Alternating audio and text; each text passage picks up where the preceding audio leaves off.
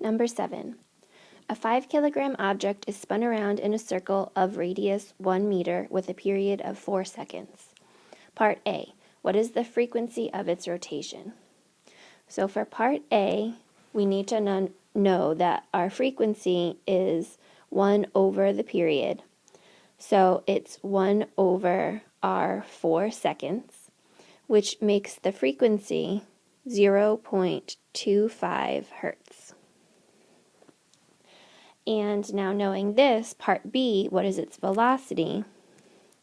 Our equation for velocity is velocity equals 2 pi r over period. They already gave us the period in the problem, and they also gave us the radius. So all we have to do is plug in, and we have 2 pi times our radius of 1 meter divided by the period of 4 seconds. And when we do the math, we get a velocity of 1.58 meters per second. For part C, what is its acceleration?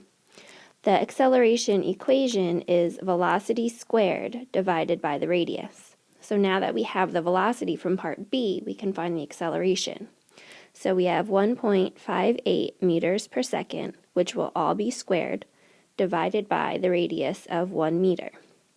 And when we complete this, we get an acceleration of 2.5 meters per second squared. As you can see, nothing had to be manipulated, but you needed to know the equations in order to be able to solve these problems. If we move on to number 8, again, very similar to number 7, a 15-kilogram mass is spun in a circle of radius 5 meters with a frequency of 25 hertz. So in part A, they're asking for the period of its rotation. So the period of its rotation is the inverse of the frequency. So it's going to be 1 over 25 hertz. And so when we simplify this, our period is 0.04 seconds.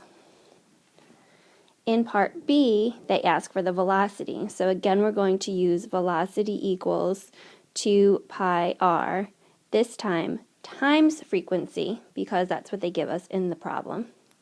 So when we plug all this in, we have 2 pi times our radius of 5 meters times our frequency of 25 hertz.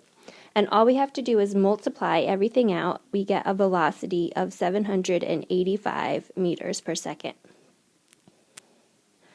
Now in part C, again, since we have our velocity now, we can find our acceleration.